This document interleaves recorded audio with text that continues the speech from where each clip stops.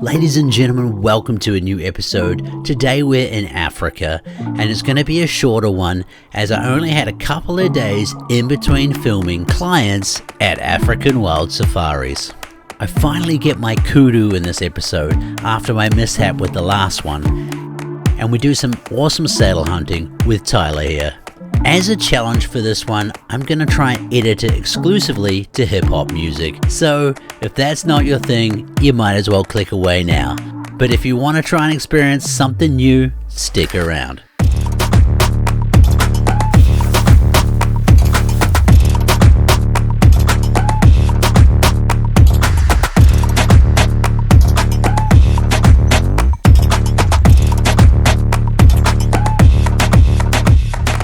So this is where we pick up from. As I mentioned, I only had 2 days hunting to myself in between clients, and the one before I started hunting happened to be badass spear hunter Angie Cokes.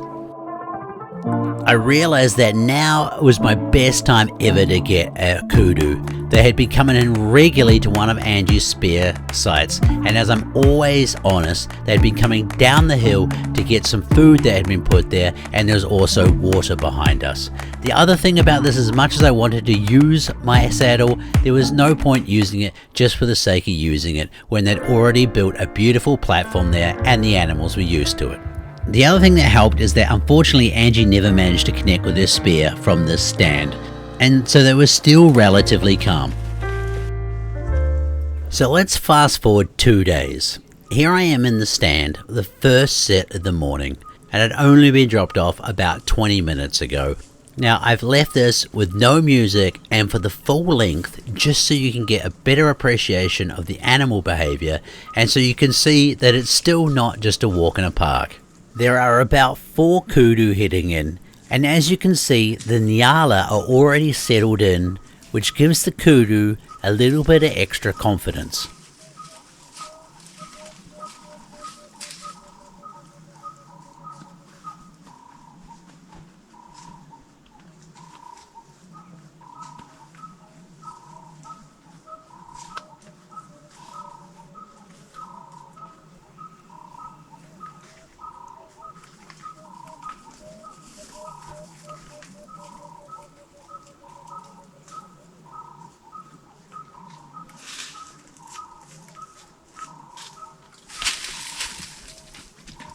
There's absolutely no wind, and any noise at all is putting everything on high alert.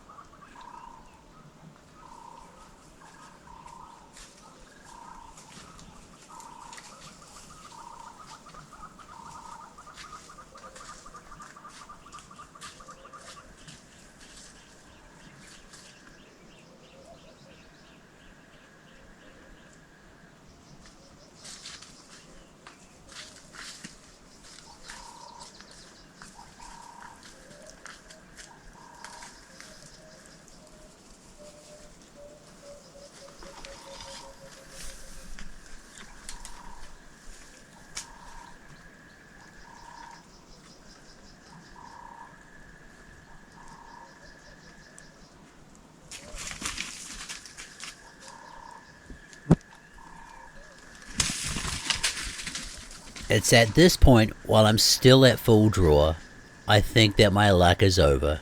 And just as I'm about to let down, that bigger kudu comes across sideways for one more look.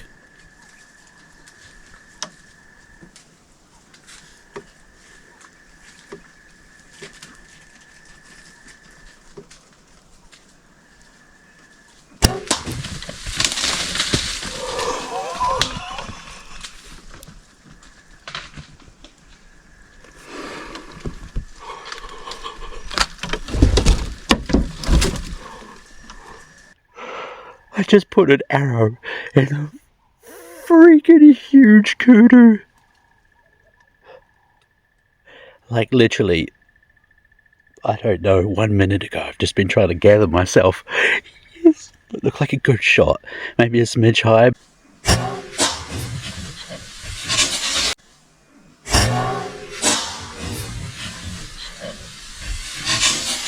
But boom, right through it. Just punched through that thing with the VPA and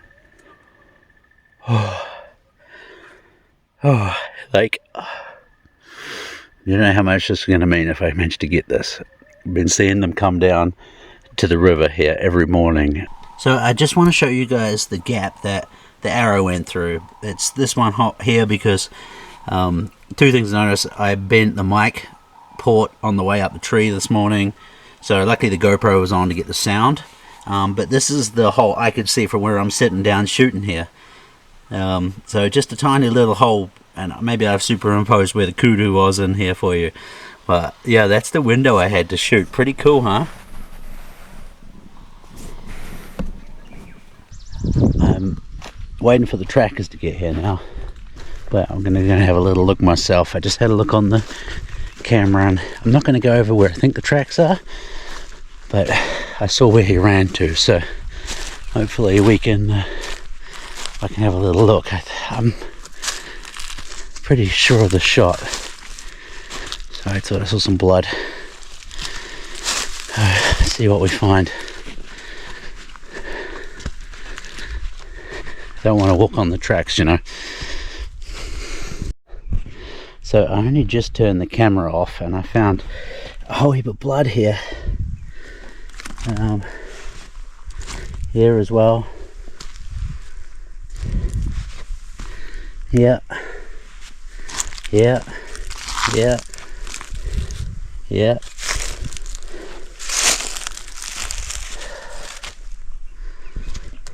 And here as well.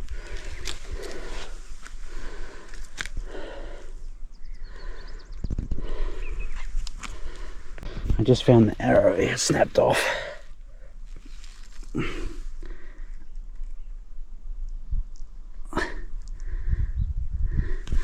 I see bubbles. Broadhead's good as gold.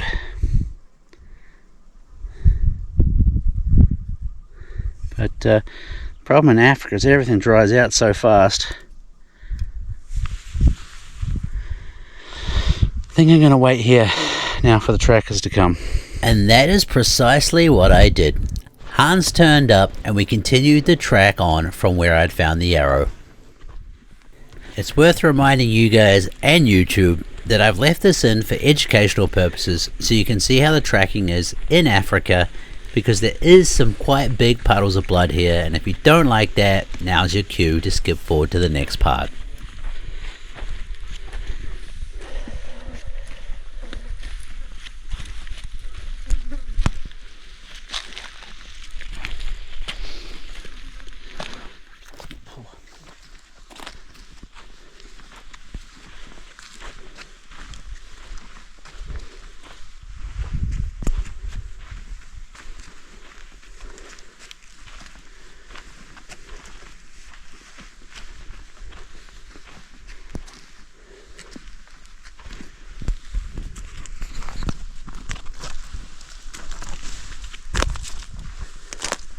Holy shit.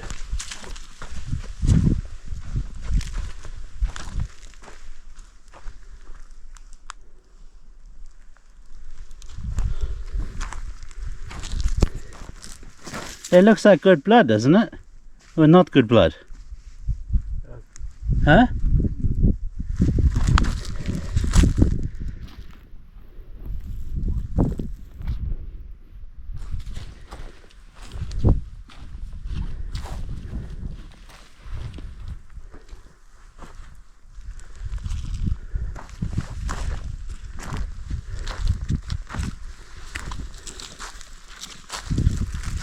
Yeah.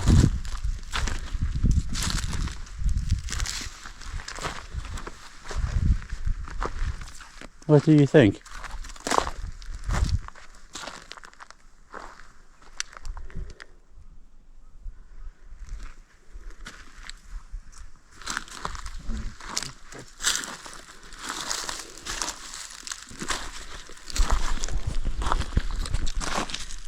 So we followed it 400 meters now, and there's still blood. We found where it lay down once, and it looks like it's coughing out its mouth. But now we're just going to wait and leave it and come back and track it again. Maybe I only got one lung or something. I gotta try and, like, my first initial thought was it was a really good shot, but it can't have been a really good shot if it's gone 400 yards. So like I said, the blood does look bright and it has bubbles in it, especially the new stuff we find where it was lying down. It's been coughing a little bit. So let's see what happens. They're bloody tough animals. So we left it 4 hours and we came back with Glenn. Now, if you know me in this channel, when things get serious and we're not sure about an animal, I tend not to film too much because I want to concentrate as best I can on recovering the animal. But luckily for us, the trackers did an amazing job and they managed to lead me straight to the kudu. Sadly, we did have to put one more shot into it. But look at this. This is the exit hole of my arrow. Here's the arrow in the chest cavity. And here is the lung that was punctured by the arrow. These animals are insanely tough, and I just cannot even believe it. Glenn, thank you so much. I can't even... Like, Glenn looks after me so well here. We do a lot for each other, and I can't believe how... I just am at a loss for words, to be honest, how beautiful this is. And Glenn, you were saying, like, I'm really a kudu novice, and when you turned up and you saw this thing, what did you tell me? I tell you, this is just something insane. It's you want to give the animal the honor and don't want to put a tape on it, but this is going to be something different. It's way bigger than the norm. Yeah. So when you're looking for a big kudu, what sort of characteristics are telling you that this thing is massive? The deep calls is most probably the one that's given it away the most. I mean, it's a beautiful kudu in whatever way you look at it. Yes. But it's really got deep calls. It's just insane. It's special. I just like this one because it was wide. I didn't realize that it was so big, because a lot of them I've seen are quite narrow and stuff, and I thought, wow, that looks cool because it's a bit more funky looking. But absolutely. Yeah. Absolutely. No, it's special. It's glad you've got this one. Yeah. Got this sorted, and so happy for you, Matt. Yeah, Glenn, thank you so much. I mean, I don't think you understand how much it means to me too.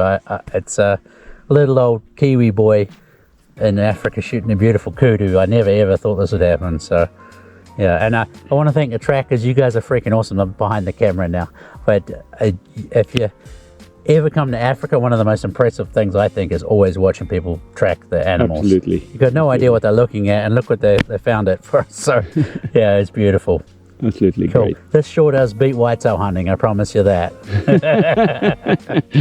Congratulations, Matt. This Thanks. is special. Yeah. Absolutely. Thanks, buddy. Again. Yeah, thank you. Once we got it back to the skinning shed, curiosity took over and we had to know what it measured. Okay, so diamond is gone. For one, 53. Okay?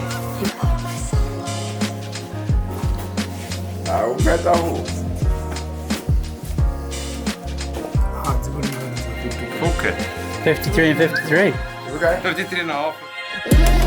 Let me introduce you to Tyler Ugren from South Carolina in America, the first client at African Wild Safaris to decide to come and do some saddle hunting. We had a bunch of great sits and we were just always out of range and slightly in the wrong spot. Or the species was wrong.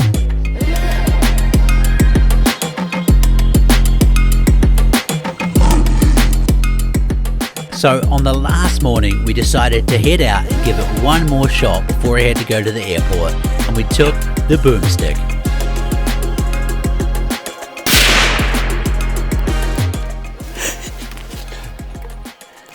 How do you feel about that?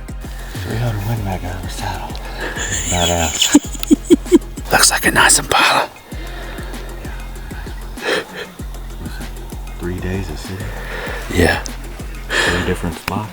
And we were hoping to get it with the bow, but we've got like an hour of hunting left. We've got to take what's given to us. You've done a lot of different hunting in Africa now.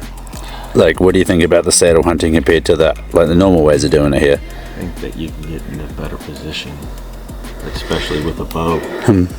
In this time of year where it's hard to do a spot and stock, you're able to surprise something to get within bow distance. We tried to spot and stock for 2 full days and kept getting winded. And like, it's like, for me, it's a little bit like whitetail hunting. Do you think this is like kind of similar, that kind of challenge and the? No, it definitely is. That was my main goal when I came here. But I think Impala have a lot of the same characteristics. It's awesome.